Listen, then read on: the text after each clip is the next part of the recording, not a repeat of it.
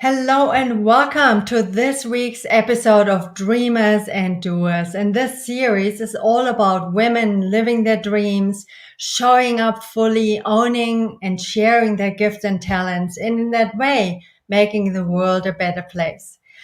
Hi, I'm Karoline Stevens from Journey to Empowerment. I'm a certified dream builder coach and life mastery consultant. And I'm so honored and happy to introduce you to an amazing, inspirational woman today who I met when I received the gift of a session with her. And, the reading was so profound and it gave me such deep, life changing insights. And it was done with so much ease and it was so natural and with so much love. And I thought that you would really like to meet her and be in her presence. And so welcome, Steffany Barton. I'm so happy that you're here today. Thank you. It's wonderful to be joining you on this beautiful day. Thank you so much. And so let me tell you a little bit about Steffany. So Steffany is a clairvoyant, intuitive medium. She's the author of Meet Me on the Other Side, a beautiful little book. And she works passionately to ignite the spark contained in each person to a brilliant fire in the soul. How beautiful is that? And through lectures, stage presentations, books, and individual sessions, she illuminates the unseen world and speaks for the voice of love. And Steffany's work has been featured on TV, radio, and to more than 200,000 followers on social media. And Steffany's messages of hope have a ripple effect around the world.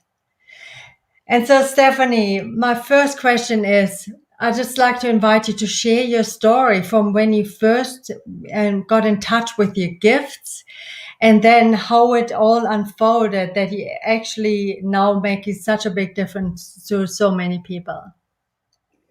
Well, I think that the thing that surprises me the most about my journey is that it was a complete surprise to me.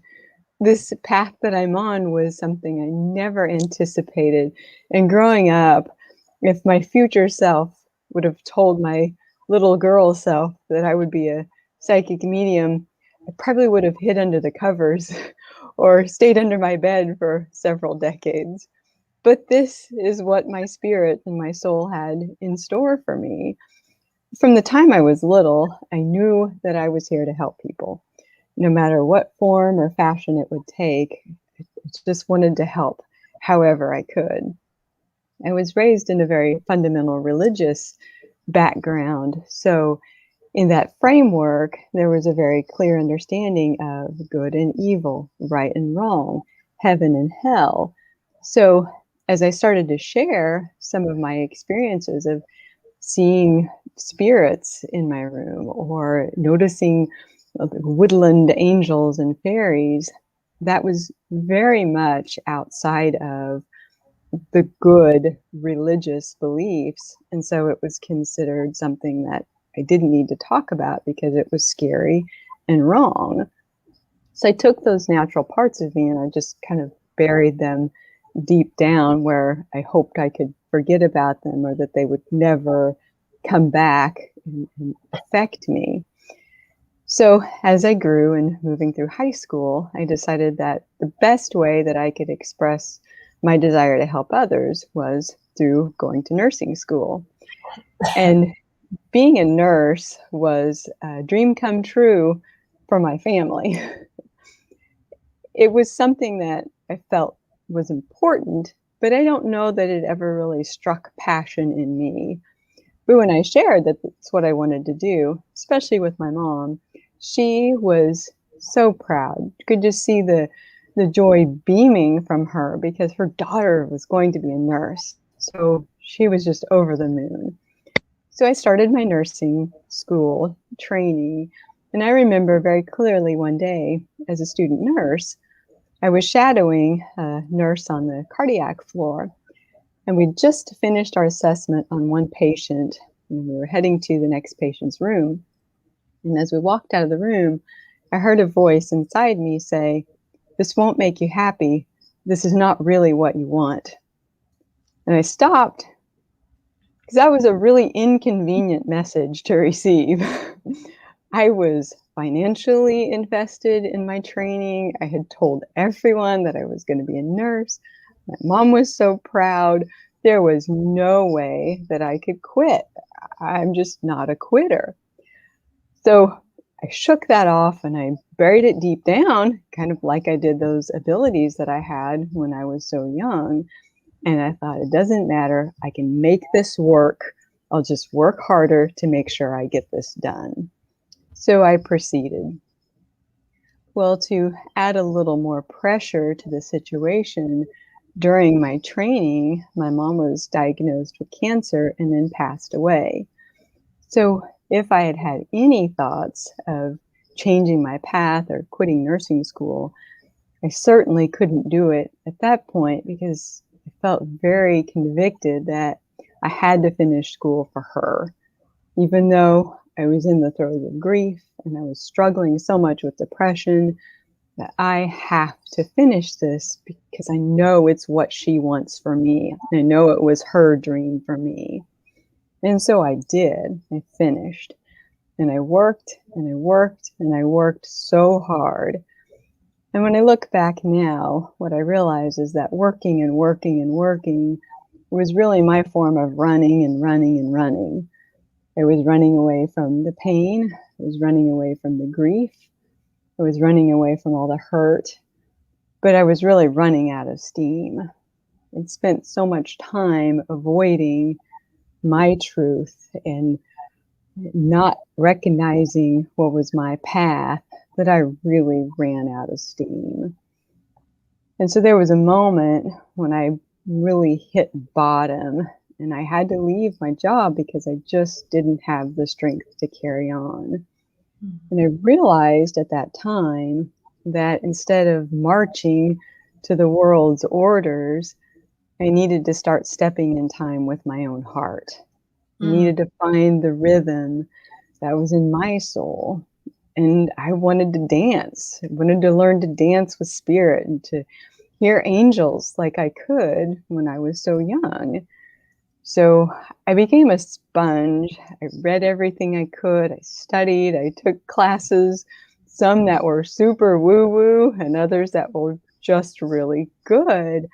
But then I started to remember and I started to feel and I started to wake up and claim my truth and offering sessions to people who are interested in understanding a little bit more about their soul's rhythm, their life path, their purpose, and how they too could learn to dance with spirit and to be in tune with love. And it's been such a wonderful path. I think when I started, I had 2 spiritual left feet because I'm pretty sure I was a little awkward there at first, but I didn't quit. And spirit didn't quit believing in me. So I'm so grateful to be able to do this work.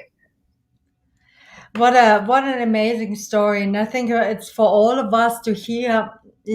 Sometimes we live other people's dreams, and sometimes we just park our own purpose in our own dreams and talents, thinking that that we have to do it for somebody else, and invariably, and I notice that with many people, it comes to a crunch. Yes. It really, this is a wake up call, and also the opportunity, our soul shaking us up and saying, "Hey, there's more to life. Wake up." Yes. And I think that we can work hard and muster the energy to be what everybody else needs us to be or to do what everybody else wants us to do. But ultimately, we can't maintain that. It's not our authenticity. It's not who we really are. Maybe it's what everyone else wants us to be. But until we're willing to learn and discover and be right, but maybe be wrong, but just to grow, we really can't feel fulfilled in our lives. That's what I love so much about spirit, is that once we align with that amazing presence of love that we are, once we're willing to accept ourselves the way spirit accepts us, there is light in the world like we hadn't seen before.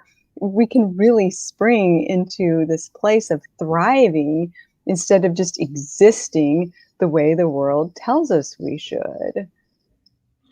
That's such a beautiful, beautiful message, and you're embodying this. And I love how you said, you started with two left spiritual feet, and I think that's such a great reminder for us not to stop just because we're feeling awkward, settling into our centers, and to keep on going. Yes. I do think that's an expectation or a pressure that society can put on us because all the images we see or so many of the messages that are out there are picture perfect. They've been photoshopped and engineered to look a certain way. But life is full of imperfections. There's so many ways that we can grow by making mistakes, but picking ourselves up again and being willing just to try, not having to do it perfect, but just doing it with love. And that's my desire in everything I do is I don't need to be always right. I just want to be always centered in love because love can handle the details. Love works the miracles. Everything else is just bonus, but love is what's real. Wow, what a beautiful, beautiful message. This is really the message for all of us for the new age we're kind of evolving into, that we make love the most important thing in our lives rather than money, power, success, and through Yeah. love, like you're modeling, success and everything then comes to you anyway, right? It does. When we're centered in love, then we're more patient, we're more gracious. When we can fill our hearts with that spirit of presence, then we can accept others, even if they're different from us. We can listen a little bit more deeply because we don't feel threatened or that there's a lack or that there's only one person who can be on top. Love is cooperative, love is about sharing. And I think that's what really helped me overcome a lot of my fears about leaving a very acceptable and respectable job as a nurse and then becoming a psychic medium was that I just wanted to share a little bit of love. I just wanted to share some wisdom, share some presence and some acceptance and share hope, especially in times of grief when there is so much separation, when death feels so permanent and so harsh. If I could share even just a little bit of light, if I could give just a smattering of hope, because I know how much it is to hurt and to miss someone who's gone. If I could give a little comfort, if I could share that, then it's worth it to me. Even if others don't understand my path, that's okay. I'm just here to be love. Mm. So beautiful. And Stephanie, how did you deal with other people's opinions and with the belief systems and other people disapproving of you choosing your path? Well, it sometimes hurt in the beginning because I knew that my intentions were pure and that I wanted to help and to serve, but not everybody understood how it works or what being a medium is all about, or even the process of speaking with the deceased. So I had to learn that no one is ever going to approve of everything I do. And there's no one job I could do that would win everyone's approval. As long as I know who I am, and as long as I'm centered in my heart and doing what Spirit is calling me to do, that's what matters to me most.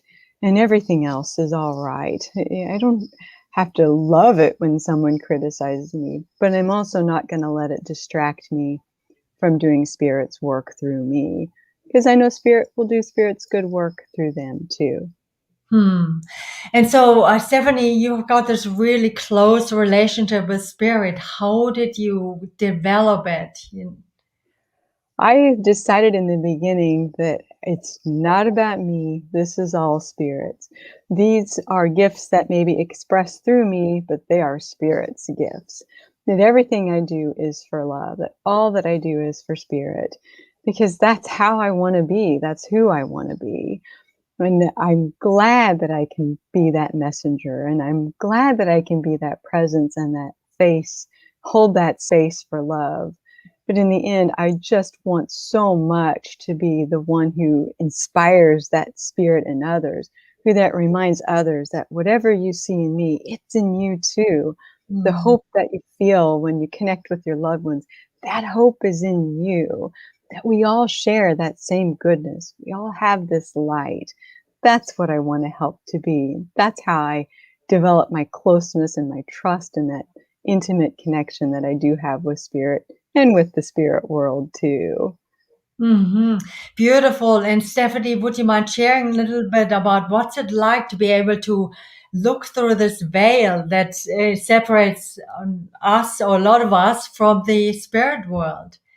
Oh my gosh, it is the most wonderful thing. It gives me so much hope because if you imagine the most beautiful thing that you've ever experienced in this world and then multiply it by about 1,000,000, that's what spirit's like. It's just pure energy where there's no limits, there's no restrictions, there's no hesitation. Everything is just so pure. And it's wonderful because we keep growing. Even when we leave our physical bodies behind, on the other side, we learn and we grow and we appreciate and we deepen our ability to communicate with those on the physical plane. So even though there seems to be a separation between physical and non-physical, love fills in the gap. So our loved ones on the other side work very hard to communicate with us and to show us a glimpse of their world so that we can feel connected on this side to the other side. Hmm. And what would you say to somebody who's just lost a loved one and they're really distraught and yeah, they feel loss and pain? Take care of yourself first. I Hmm. think that's the one thing that I have learned consistently through the years is that our loved ones are always with us. They just are. They're part of our hearts, they're part of our thoughts, they're part of our essence and our spirit. So they're always there. They're not going to go away, and you're not going to miss an opportunity to connect with them if you take a moment to take care of yourself first. But if you're tired, if you're depleted, if you're feeling imbalanced or just drained, it's really hard to sense their presence, not because they're not there, but because we're not at our best, because sometimes we're not feeling like we're here. So they can be knocking at the door, but if nobody's home, we can't understand or receive their messages. So self care is the first step in spiritual awareness and in connecting to the other side. Hmm. That's a wonderful piece of advice.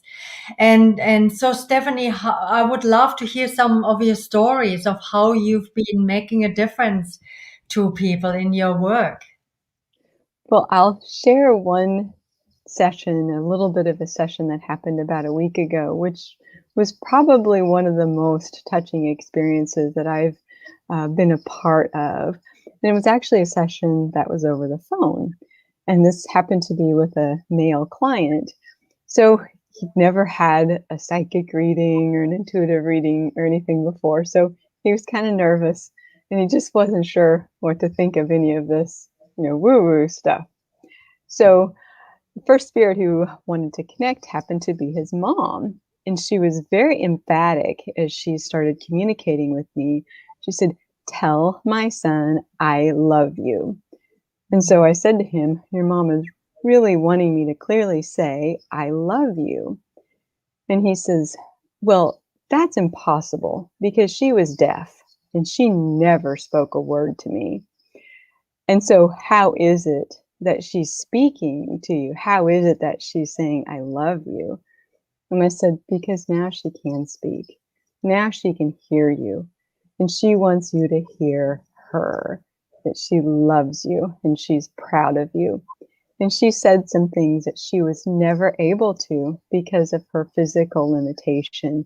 In the spirit world, there are no limits. And she spoke those words to him loud and clear. And it was a very touching moment for him to be able to know that she was there expressing her love.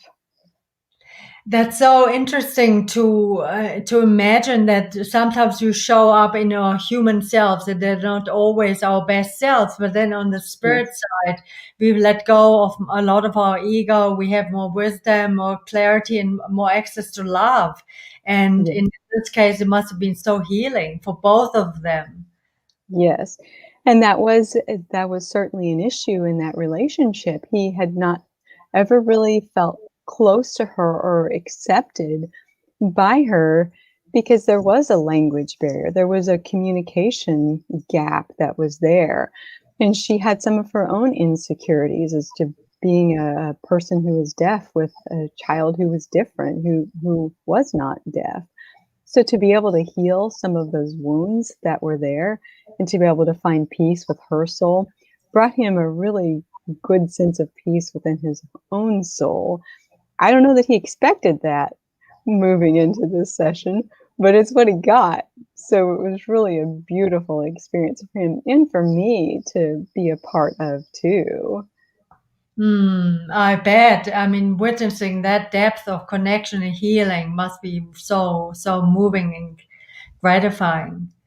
Yes, and for her to be able to hear him and she could Mm. hear celestial music and she could hear her grandchildren and she was whole. She could hear again. It was really a beautiful, beautiful moment. Yeah, I bet. And one of the things that you're sharing in your book, I just want to show it again, Meet Me on the Other Side, Miracles from the Afterlife, is that sometimes we're expecting healing to show up as the body being healed and us, becoming healthy again physically. But in your book, you're saying that healing can take many different forms, and sometimes the body, us leaving the body, that can still be going through the process of the illness. There can be so much healing and wholeness happen that even when the body passes away, it doesn't really matter that much in the greater scheme of things. Yes. That is one message that I consistently hear from spirits is that healing really isn't about the body. It's about a spiritual experience of remembering our wholeness, of reconnecting with the fullness of who we are. And sometimes, yes, that can happen in our physical body, but sometimes we need a release from some of that harshness and some of that physical density in order for us to realize that we are whole. And I actually had an experience that really reminds me of that this week. I had worked with a lady whose father had died of COVID, and Mm. he was very, very sick and suffering tremendously and had many underlying health problems going into that. And one of the first things that he wanted to share with her from his spirit life was that finally he was free and he didn't have anything holding him back. That kind of healing was not something he could have experienced in this dimension. And she knew that on a heart level, but she was afraid that he was scared or that he was in pain or because they couldn't be there with him in the hospital, that he was afraid he might have thought they abandoned him or left him. And he knew that they didn't. He could hear their prayers, but he wanted her to know that he was healed, that he was whole, and that he had found peace. And it brought her heart so much healing too. So that message from him that he was healed and he was whole healed her and brought her a sense of peace too. That's how interconnected we are. That's what this work is about. It's about realizing there is no separation. There is Mm. no other side and this side. There's the inside of love. There's just love. And when we can connect with that, all the barriers melt away and we really find home. Mm. Yeah, that's it's so amazing, and it's for all the people out there who've lost, loved ones through COVID and or through any other ways. Of course, we all lose people at some stage. I mean, this is such a comforting message to realize that they are free from the body and that they're free and that they're often full of joy and love and right. They are. And it's it's being able, that's why I feel so honored in this work that I do and being a medium, is that yes, our loved ones in the spirit world are free, but it feels pretty hard when we're left behind. So to be able to share those messages and to validate the way that our loved ones are still present with us, to give each person a sense of eternity, then we can have those moments when we feel free too. And then we are free to connect with them, and we're free to explore our own intuition. We feel free in our spiritual beliefs. But it's such a wonderful thing to know that our angels are always with us, helping us and loving us, so our hearts too can feel free. Yeah, and that was the amazing thing that I experienced in my session with you, that, an angel showed up and shared so much wisdom with me, and just knowing now and sort of tuning in, it's so Mhm. comforting to know that there's yeah, so many helpers we've got. We do. And I think that's one thing that so many people struggled with during the pandemic, and especially in the beginning with the lockdown when everyone had to isolate and we were separated from our friends and our loved ones. And but yet, even in the midst of that separation and social distancing, our angels are always with us. We are never alone. And it's hard to wrap our minds around that, but it's true. There is always a presence for love with us, not just with us, but within us. Like spirit Mm. is always there inside. So all we need to do is close our eyes and breathe. And there's love. It always shows up. We don't ever have to be alone. There's always help with us. There's always love right there inside. Beautiful. So empowering. And if somebody, one of our viewers, would like to connect with their angel or their helpers, what would you recommend? Well, first is just trust, because I think this is one thing. I can't tell you how often I hear this. Someone will say, well, I did a meditation and I asked what my guardian angel's name was, and I got the name Bob. Like, I can't have an angel named Bob. That's not an angel name. Well, why not? You could have an angel named Bob or Fred or Jane. It doesn't matter. Whatever it is, trust. So if you Mm. ask your guardian angel what their name is and it doesn't sound particularly angelic, that's all right. They're still a good angel. It doesn't change the role that they have or the love that they are. So just trust. When you're asking, trust whatever it is you receive, but also be patient, because sometimes I think we are in a mindset in our culture that we want overnight delivery or we want Angel's Amazon Prime. If I want a miracle, I want it overnight, free shipping, right at my door. Well, maybe it'll work that way, but sometimes it doesn't. Just like when you plant a seed, most likely a flower is not going to pop up overnight. It takes time. So be patient as you're growing your connection with the other side. Meditate every day, even if you don't get anything, even if you don't see anything, don't give up. But the more consistent we are, the more we trust, the more patient, we discover love is so much more than just seeing angels in white robes. Love is about a feeling that helps us weather the storms. Mm. Love is a feeling that helps us weather the storms. That is so beautiful, Steph. And so I just lost, but I'm so absorbed in the love that you're exuding that I just lost my thread. And so, yeah, how can our viewers who would love to connect with you and have a reading and or explore having a session, how can they contact you, Steph? Just email me or message me on Facebook, Instagram message. There's so many ways to keep in contact or to reach out, to get in touch. And I'm open to all of those because I do want every person to know that death is not an end. It's a change, and it is an end of a physical experience, but it's not the end of life. It's a beginning. It's a new beginning. It's a rebirth. And if there's anything I can do to help anyone watching understand what this rebirth is like, what this passageway into spirit is like and how our loved ones are still connected with us, please reach out. Please let me serve. It's why I'm here. It's what I love to do. So I'm happy to open my heart to anyone who needs that. What a beautiful invitation. And Stephanie's website is angelsinsights.com. You can see it on the banner. And yeah, so please reach out to her. For my personal experience, it was literally life-changing session. It was so uplifting, so inspiring.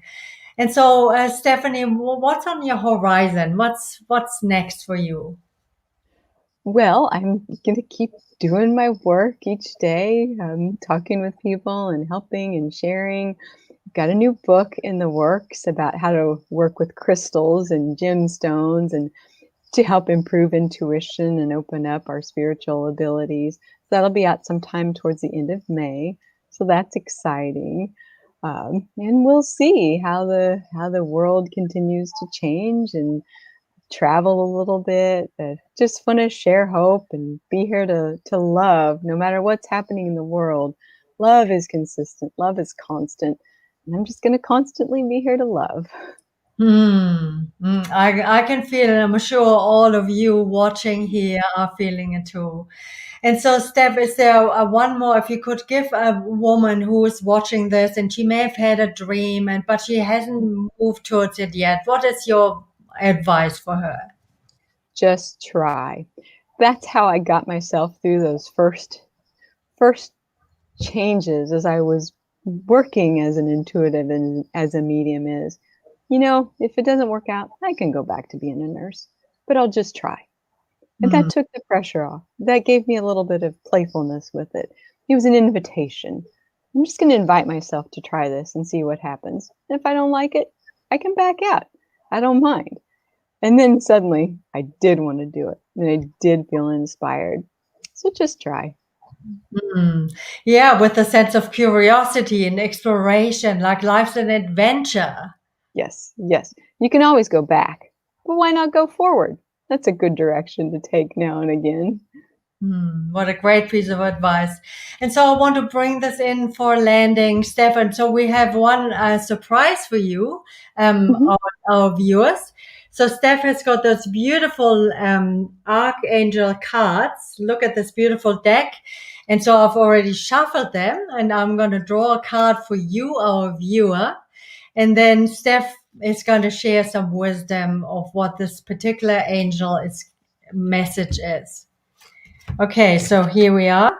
So it's Ariel. You know what to do. Ah, all right. Oh my gosh, that's perfect. So, dreamers, you know what to do.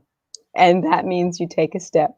You pick up the phone, you take out the ad, you reach out, you do it. You know what to do. So, what a perfect message for the dreamers. Become the doers. Call on Archangel Ariel. It's time. You know what to do. Thank you so, so much, Stephanie. What a powerful, You're beautiful welcome. message to finish this interview. I'm so grateful that you're here, and we had a beautiful message here from Jessica. She's thanking you so much, Stephanie, for the work you're doing, and it's touched her life multiple times, and many loved ones of her as well. And she's got some questions she would like to ask. Are we still open to a question, or are we wanting to bring this in for landing? No, we can do a question.